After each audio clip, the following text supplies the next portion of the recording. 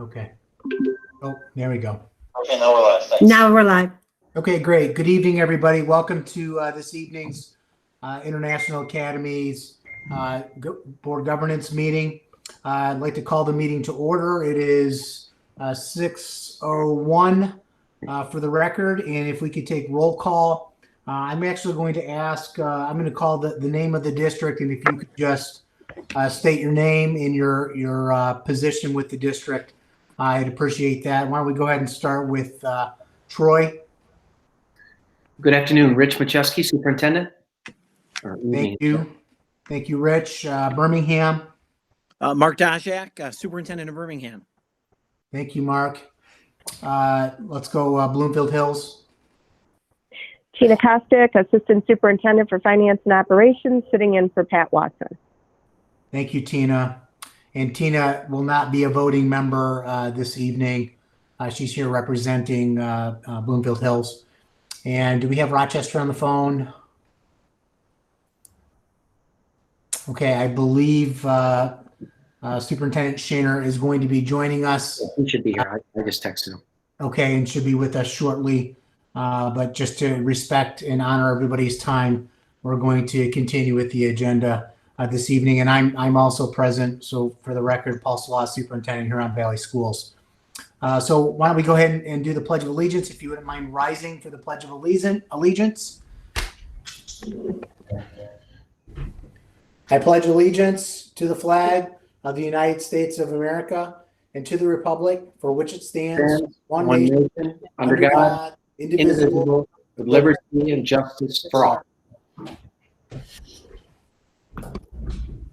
Thank you.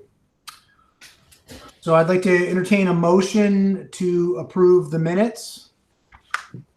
So moved. Second. So that's Rich Macheski and Mark in Birmingham.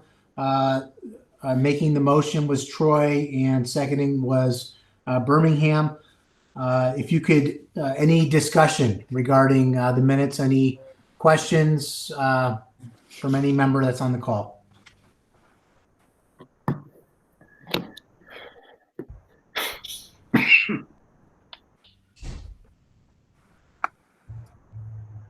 Any questions? Okay, seeing none, I would ask for those in favor to say aye. Aye. Any opposed? Seeing none, the minutes are approved. Next agenda item is public comment, and this is agenda items only. Paul, we have the consent, the agenda, approval of the agenda. Oh, my apologies. Can I have a motion to approve the agenda? So moved. So moved by Troy, Seconded by Birmingham. seconding by Birmingham. All in favor? Aye. Aye. Any opposed? Seeing none, the agenda is approved. Ms. Hill, do we have any public comment on agenda items this evening? We do. Amelia Askari, but I don't see that she's on yet. Okay. Well, If she is. I am on. okay. Okay. I am on, actually. Thank you, Mrs. Askari. If you could state your name, your address, and you have 5 minutes to speak, I'll be keeping time, and I'll let you know when you have a minute left. Okay, thank you very much. You're welcome. So my name is Amelia Askari. I live in Franklin, Michigan, in the Birmingham School District. And I'm a proud parent of two recent IA graduates. I'm a strong supporter of the school. I think there's a lot of great work that goes on academically at the International Academy. I do, however, have some longstanding concerns about the governance structure of the school and the way that has rolled out over the first few weeks of the school year that you're going to be talking about later in this session. And my concern starts with the way that this meeting was advertised or noticed to the community of people who might have been interested in being here. I want to recap that these meetings are open to the public only because a group of community members, including law students, a law professor, some school board members, some parents, some other community members, some students, spent collectively thousands of hours over a period of years pushing so that these meetings would be open. And now I see that this particular meeting was all but hidden from public view. I didn't see any notice of it anywhere on communications of a public nature coming from the International Academy or from the member districts, for that matter, that I was aware of. I went looking for this meeting because I did take notes on your previous meeting where you discussed your plans, and I couldn't even find this page where the notice was posted if I didn't already have a bookmark to the page looking at the consortium agreement issues. And then I had to scroll way down. And then there was no link to the meetings for the calendar year. The link to meetings for the calendar year was from the 2019-2020 school year. Now, I know that all the administrators here have been very busy responding to the pandemic, and I give you lots of empathy and support for that. Yet, however, I do not think that the pandemic is an excuse for failing to maintain your civic duty to properly inform the public and allow the public to hold you publicly accountable for the way you're spending tax dollars and running this public school. The concern about these issues is not something that has blown over. I am not part of some kind of external storm here. I'm a person, a parent, a concerned citizen with a lot of respect for the principles of our democracy. And I have very legitimate points to make about the importance of open meetings. And it's very troubling to see these points being ignored. And the lack of notice around this meeting is very troubling. It's in fact provocative. If you think that hiding the meeting in this way is going to cause people to just simply go away and ignore what's going on here, I think it's actually going to have the opposite effect. It's going to draw more attention as people say, what the heck is going on here that is being hidden? And I think we need to... 1 minute, Mrs. Askari. Okay. And I think we need to acknowledge that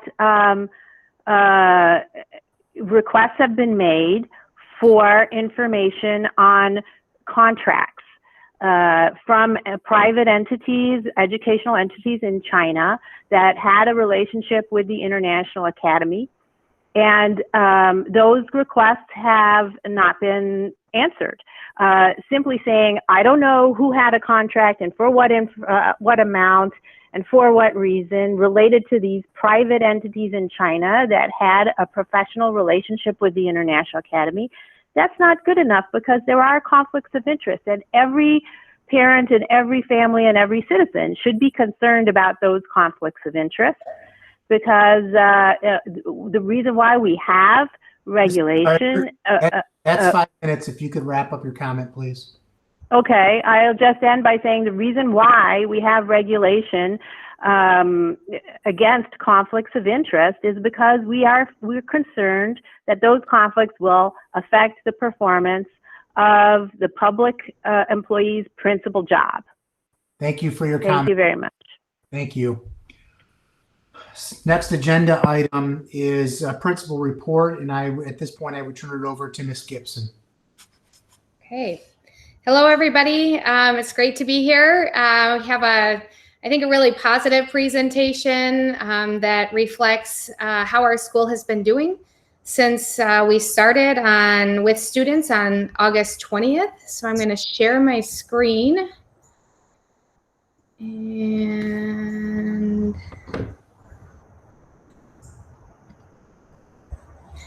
if you can't, oops, I better go back here.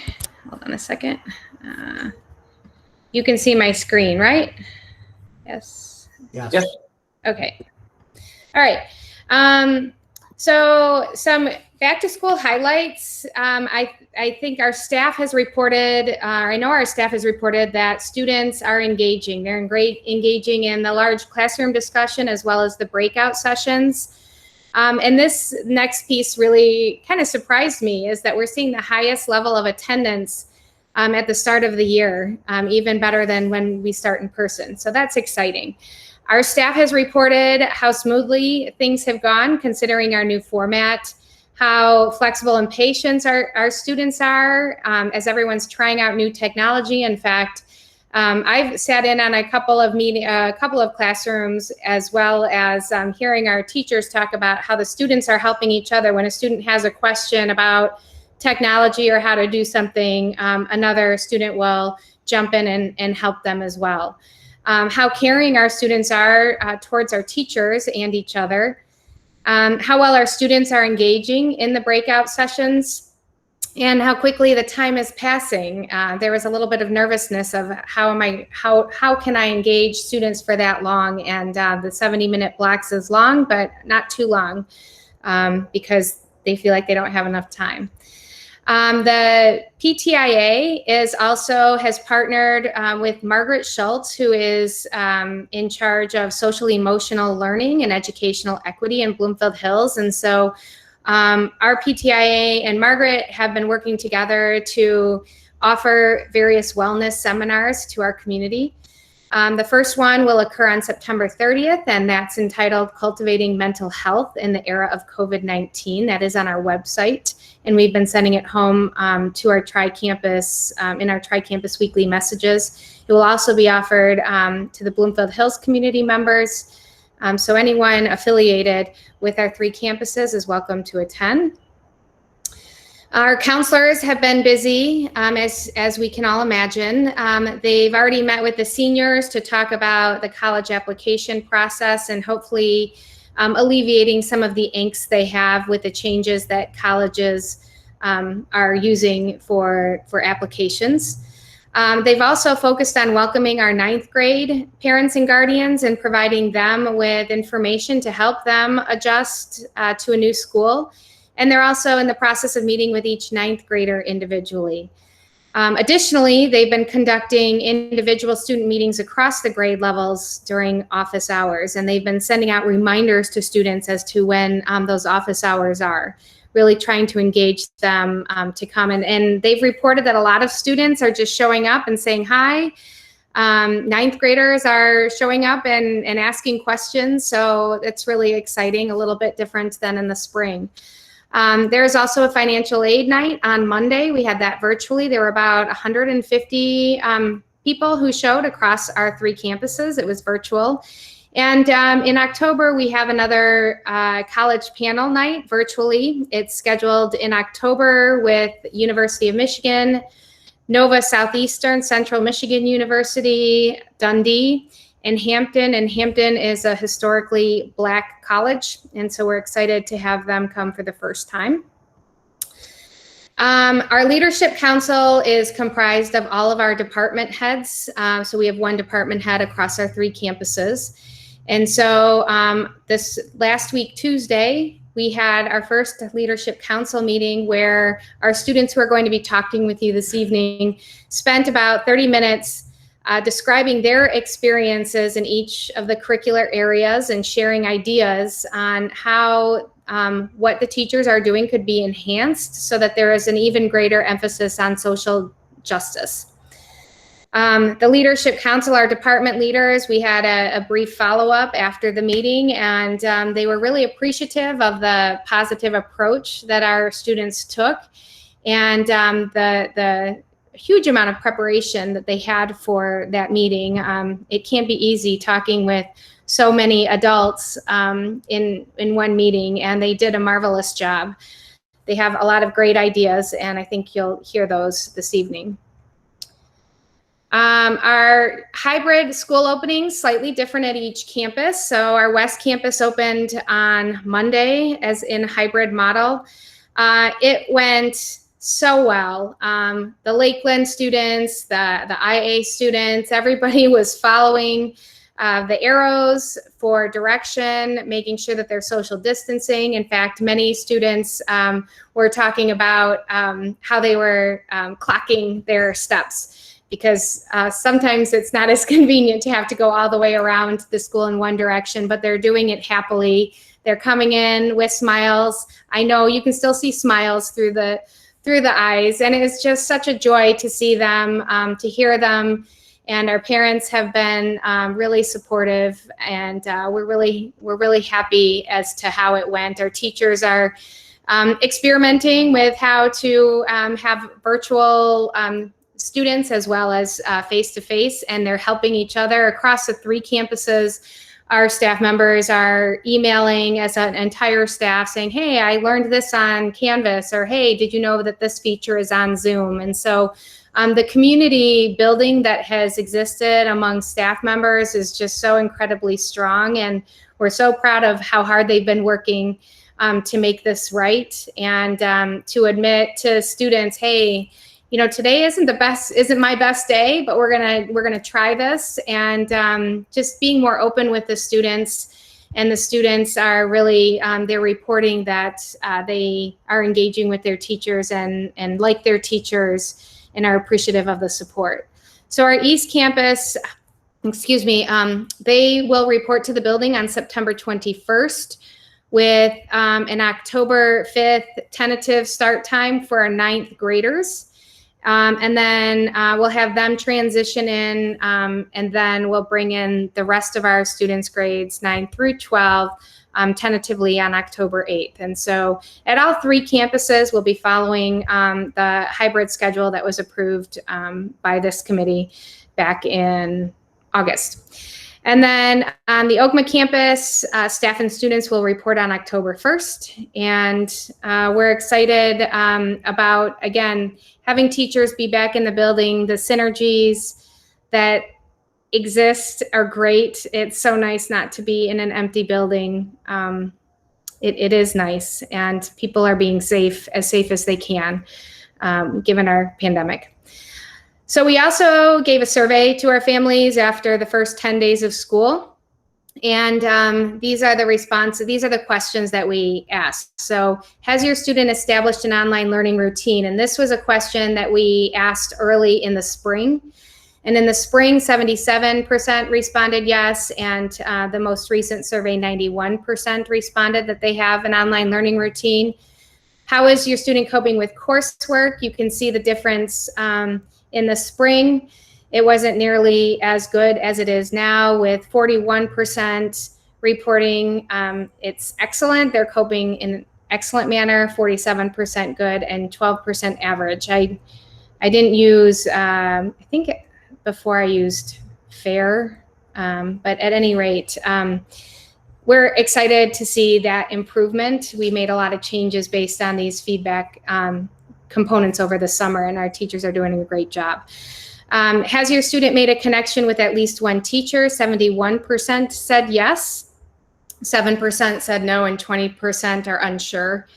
And then in terms of feeling like they have peers to connect with, 84% said yes, 9% said no, and 7% said unsure.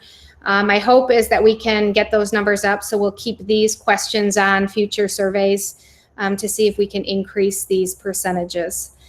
What is your student telling you about the start to their remote learning experience? You can see a variation. These are only a few of the so many responses, but it's a variation of them compiled into one. I think it's the overarching theme is that students are really excited to see their friends, even if it's through Zoom. They're excited to have a schedule and to see their teachers. And the parents and guardians have reported that they're very thankful to all of our staff members who are doing absolutely everything we can to make sure our students are having a positive experience. And then is your student having any problems with technology? If you look at these feedback responses, you'll see that internet is in and out, and our teachers have been great with understanding when somebody's internet goes down. We have offered, if people have their internet down and they want to come into the building, we said that we would work with our fiscal agents to make sure that could happen. Obviously at our West Campus, we're already in session, and the Central Campus and the East Campus, we're going to be coming in, but students haven't taken us up on that yet. And we did have some Chromebook issues with Zoom, but we believe those have been resolved. So before submitting the survey, is there anything else you would like us to know? This was before we started hybrid at West, and I can't remember where these comments were tri-campus wide. But not surprising, they really like the later start time for our teenagers. And they're happy with the handling of the remote learning, and for keeping the kids and their families safe by offering a virtual option. So, you know, it's great that our students and families can take advantage of staying at home based on their own personal circumstances. And then in terms of IB updates, for the MYP, as part of the requirement, there is an interdisciplinary unit that needs to occur in both the 9th and 10th grade. And so our 9th graders are currently, all of our 9th graders across our 3 campuses are working with our world literature and world history teachers to explore how the 6 aspects of culture shape voices and identities in literature and history, as well as our personal lives. And this really reflects our current events, and they're bringing in some wonderful components, and our students have a lot to say about that. It also establishes our goal of understanding other cultures and finding a commonality of the human experience. And then next semester, our 10th graders will engage in an interdisciplinary unit during Black History Month in February by reading the graphic novel March about the American Civil Rights Movement. We've done this in the past. And then they'll have a research on a different movement, and then they'll present that research in their own graphic novel using skills from both American history and American literature. So really excited about these interdisciplinary units and how it helps our students really think and engage in how this reflects on their own personal world. And then for the diploma program, we are pleased that our students earned a 92% diploma acquisition rate. Again, this is consistent. This has remained consistent over the many years. That equates to 323 students who earned their full diploma. And I think it's worthy of noting that most high school programs have anywhere from 10 to 30 full diploma students in their program, and we have 300, well, we have actually around 350, I think it was, of students who are in the full diploma program, with 323 earning their full diploma. To my knowledge, we remain the 2nd largest IB diploma granting high school in the world. So as we have expanded to 3 campuses, our results have remained consistent. And then exam changes for May of 2021. The IB has been working diligently to consider our current pandemic and make some changes. So they have changed within different curriculum areas. They've removed a portion of the IB requirements with the assessments. And most of the exams were shortened, which is really helpful for our teachers who don't feel as much pressure to get through an entire set of curriculum that they would usually get through if we were under normal circumstances. And then there were also alternatives to science labs, musical performances, and art exhibits, while all, of course, providing maintaining the rigor so that our colleges can also recognize that as our students matriculate beyond high school. And then our 4,000 word extended essay, it was originally due in early September. And so what we did was we asked the students to submit what they had completed, and they filled out a survey. And based on that survey, it was evident to us that we needed to adjust our timelines for when the extended essay is due. And so we did indeed do that. And we worked around when students are going to also be applying for college so that there isn't quite as much stress on the student. So we're hoping that this will help produce a higher quality product and reduce the student stress. And our extended essay mentors are reporting that our students are back on track with that. So as we move throughout the year, we'll continue to give surveys to staff, students, and families. We'll also engage in informal feedback through families who've emailed us, student conversations with us as administrators, as well as within the classroom. And then we'll continue to look at that and figure out how we can make an even better experience for our students. So that is all I have, and I'll stop sharing. Thank you, Lynn. Appreciate that update. Let me see if there's any questions. Why don't we go ahead and start with Tina. Tina, do you have any questions, any comments? No, I do not. That was an excellent presentation, and I especially love the student feedback and comments. Thank you, Tina. Since I'm looking at Mark, why don't do you have any questions or comments from Birmingham?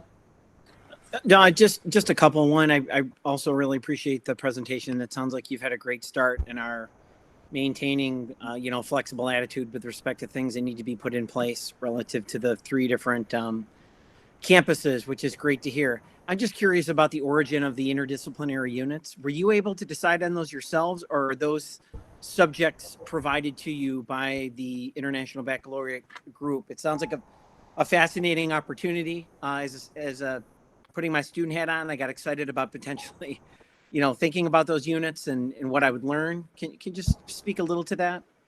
Sure. So the IB, and maybe Joe, this is your domain. And so if I don't want to step on your toes, maybe you'll want to talk about that. Yeah, sure. So the teachers do get to choose what they would like to do for their interdisciplinary unit. And so teachers will talk about their curriculum together among grade levels and decide what content would fit together nicely. Typically, our students look for an area that they would like to strengthen within their curriculum, or maybe a need to develop something. And so over the summer, a lot of our conversations that surrounded a lot of the social justice movement really made the 9th grade teachers think about their unit and how they could get students having those really difficult conversations earlier. So that unit surrounding identity and cultures and how students see themselves fitting into the world seemed like a really natural fit to bring that history and literature course together. And then that 10th grade civil rights unit kind of developed the same way. That last year teachers were having those conversations, and it started at the East Campus with some of our teachers there, and they had such success with it that they brought it to the other 3 campuses and turned it into a really great interdisciplinary unit for our 10th grade students this March. That's great. Thanks so much. What a great opportunity to make this relevant and purpose oriented with respect to subject matter. So it just sounds like a great opportunity. As a student, I could see myself really enjoying that experience. Thanks. Thank you, Mark. And I'm going to go to Rich next, and I know we have Rochester on the call as well. So Bob, we'll come to you next. Go ahead, Rich. Yeah, thanks, Paul. Again, Lynn, thank you very much. Your principal presentation is always very insightful, and appreciate your ability to bring voice from all 3 campuses together. I think that's really important, as it's nice to see that those 3 distinct campuses, really coming together in one place, and the consistency of the messaging is greatly appreciated. So thank you. Thank you, Rich. And I know we have Bob Shaner on the phone as well. Bob? Yeah, thanks, Paul. I'm really not Chelsea Shaner. I'm Bob Shaner. We had a little technical difficulty. Sorry about the about that. Lynn, thanks for a great presentation, and really appreciate the hard work of your entire staff. Thank you. Thank you, Bob. And Lynn, I would just echo the sentiments that were shared. It's just a tremendous lift this year in particular to get school off and running. And I know that you've really been doing your due diligence along with the rest of your administrative team, paying attention to what each of the fiscal agents have been doing in terms of their plans for reopening. And I know you've been very thoughtful and very mindful about the best interest of all of our students. So I would just echo those sentiments and thank you for your hard work. And I appreciate the opening presentation. Very well done, very detail oriented, and I like that you're already surveying your student body population. I think that is just a good practice, especially given the pandemic year. So with that, we are going to move on to the next agenda item. And I'm actually going to ask Ms. Gibson to speak to this as well. Disrupting Racism Student Association update.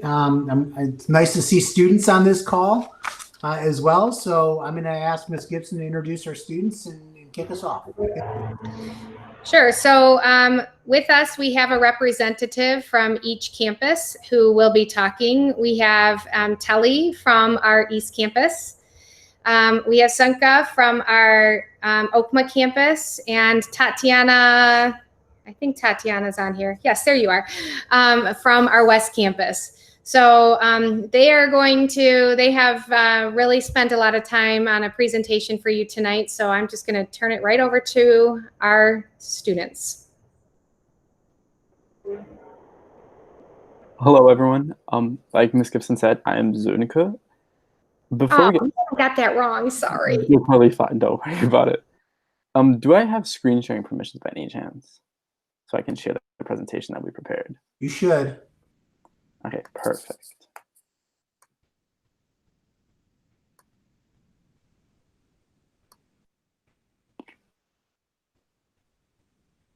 There we go.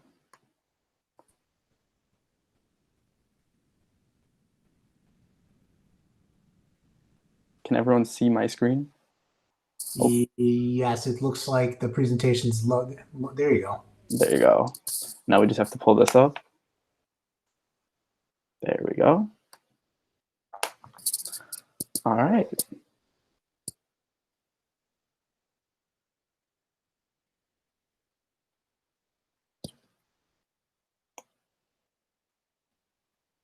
All right, perfect.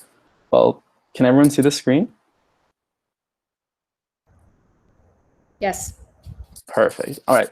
So to get started, we would first like to thank you very much for the opportunity to be here and to present the ideas that we have and a little bit about the history of this group.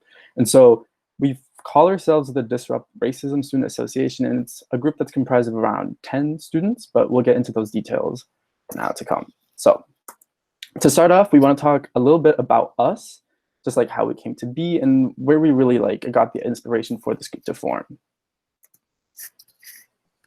Hello, my name is Tatiana Verville. I am a senior at the West Campus, and how I got involved in this and how some other students from the West Campus got involved in this group is the conversation of George Floyd's death, and the West Campus and the other campuses did the same thing, came together as individual campuses and spoke about things that they would like to see in their school year. And for the West Campus, we kind of realized how much we could add to what we talk about in schools to raise that awareness. And another part that got some other students and I involved in this was learning about what happens at Central and the East campuses, and just to contribute to what we could do in the schools. And at the West Campus, there's not really much that some of the students and I see, but we would love to represent them at our school just to make it more aware. Perfect. So my name is Zunka, like I've already said. I'm a senior at the Central Campus. And so the way that our group really got started is that we decided to host a class conversation. So when Mrs. Gibson and Dr. Smith, those are our principals, of course, decided to offer students the opportunity to speak about the murder of George Floyd, we as class officers, so that was the other members of the Central Campus, really decided that maybe having a conversation with the school's principal and a bunch of teachers would be too intimidating for students. And so we decided to host our own class conversation. And so in that class conversation, which at the time was the junior class, we really had like a racial reckoning moment. And we really thought about how race played a role in the class conversations that we had in our classes, as well as the general school environment. And so the outcome of that meeting was that we decided to brainstorm and present ideas about racial equality to our school community. And so when that meeting came that Mrs. Gibson organized, we presented those 7 ideas and we called them 7 demands and asked, and we really communicated with our teachers just to see like what we thought or what they thought would be a good idea to present to Mrs. Gibson and Dr. Smith, what was maybe too much of a stretch, what they thought, and just to develop those ideas. And so using that, we presented those ideas and they were really receptive well, and we were so appreciative of that. And one small thing to know about the Central Campus is that we also are very much so connected to the Bloomfield Hills Anti-Racism Committee that works on issues similar to this. Hey, so I'm Kelly Okante. I am a senior at the East Campus. And so the way that this initiative started at the East Campus is that after the murder of George Floyd, there was an initiative by the Educate Club and the English department working together to set up a meeting for students across the school, regardless of grade, to talk about their feelings on the matter, talk about the situation in general, and talk about anti-racism. Now, obviously, if you're going to talk about anti-racism at a world level, you should also talk about it at the community level. So a group of students from East decided to get together and compile a document of student voices and experiences, and we ended up sending this document to the administration. Now, luckily, the administration listened to student voices, and Mrs. Gibson ended up organizing a tri-campus meeting with student leaders from each of the 3 campuses so that we could talk more in depth about these issues and how we can show anti-racism in our schools. And so that was really the key moment of this like group that came together. That was the moment when Ms. Gibson decided to bring us all together and like start that tri-campus group like Tele already mentioned. And so that started towards the end of our like junior year, so the last school year. And through that, like we were not quite sure what was going to happen through the summer, but because of the encouragement that Mrs. Gibson showed us, we were able to continue meeting both independently as a group, but also with staff throughout the summer months. And so in those summer months, we were able to continue to brainstorm ideas and like think of demands that we wanted to implement on a school-wide level. But it also allowed us to give us a space of racial reckoning, because as these conversations were taking place, the Black Lives Matter movement across the country, of course, erupted and rippled and grab media attention. And so we as a school community had to reckon with that, and we wanted to like kind of figure out where our place fell within those discussions at a national level. And so one of the ways we did that was compile a list of resources for students to reckon with, of course, George Floyd's murder, but also Breonna Taylor's murder, and really provide students an outlet to like talk about these things and not just have those feelings sit within one, but also start conversations. One other thing that we did during the summer month with this tri-campus group was we started to designate subject areas where we were like thinking about where change is actually possible. And so to figure out where that was, we had to do some research. And so that's what we spent our summer months doing, was seeing where like state legislature gave way, where federal legislature gave way, and how students and teachers were willing to change and adapt to the situations. And of course, we had to have conversations in formats just like this. So you can see all that effort going into the current changes that we see in the school year thus far. So we've separated this in 2 categories, which is the awareness category, which is talking about obviously raising awareness as well as information and spreading that out to the school community. So one of the ways that we've done this is by hosting racial reckoning meetings, where between administration and the students of this association, where we have been able to talk, throw ideas at each other, discuss anti-racism and how we can show that further in our school. And eventually we decided to use all of our conversations about that to take student voices and create a public statement that was sent out to students denouncing racism. In addition, we are currently working on organizing a fishbowl activity at all campuses, guided in conjugation with Bloomfield Hills schools. For substantive changes, those are stuff that's been like actively developed in school, so you can see it now. One of those things is the revised criteria for student leadership. So right now, it's like for student council and class officers, we're seeing a change in the requirements where there is now like questions about racial equity and how candidates have been able to show that, how they've been leaders in their community, and how they've been being equal to all people. Another way that we've done this is we started inviting historically Black colleges and universities to the college fair. As Mrs. Gibson mentioned, Hampton has been invited to the next college fair. And this is a really good thing because historically, HBCUs have been underrepresented in college fairs. So this is a great development. There's also been the creation of a social justice product team as an elective course at the Central and East campuses. And this product team is used to talk about anti-racism, anti-bias, where people can talk about and learn about these things so that they can take it and spread it out to the community as a whole. Also, we have talked about, as Sunka mentioned, we talked about different curriculum changes, and we actually got to meet with the department heads recently to present these different curriculum changes to them. And we also gave them their contacts so that we are hoping to get in contact with these people and talk more about our ideas and ways that we can change the curriculum. Another thing that we worked on is the goal to have students trained in restorative practices. And we actually had a seminar on that today. So lots of work done. As we've been working in our group, we have come up with some goals that we'd like to see in the future.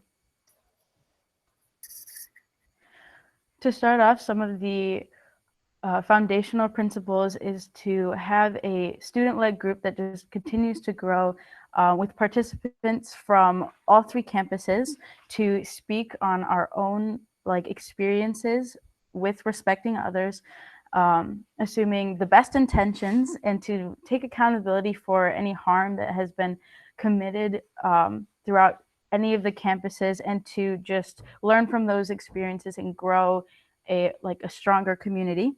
And some of the future prospects are to provide a student perspective on the issues to the administration, and to continue implementing curriculum changes or additions to learn about the history, and just to continue having those conversations, and also to encourage more open and honest conversations to make the topic feel more comfortable to talk about, and so we can grow as a community, to increase social justice enrichments opportunities so that people have the opportunity to learn about social justice in any area for any group, and to live up to the international part of the name, International Academy, working collaboratively with other districts, teachers, administration,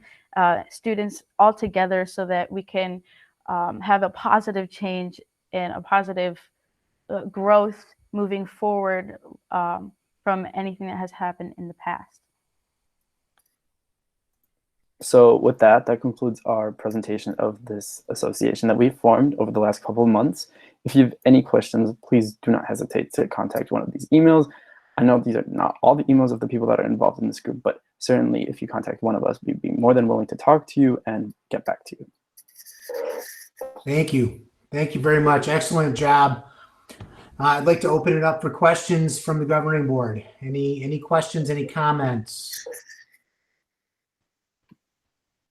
Just a comment, Dr. Slav, just like to thank the students. It is very nice to see students engaged. I know you're always engaged, but from our perspective, to see you actively engaged right now does our heart well, knowing that students are doing this kind of work. And we know we have students across our schools that are interested in doing this work, but seeing you back and actively engaged is really appreciated.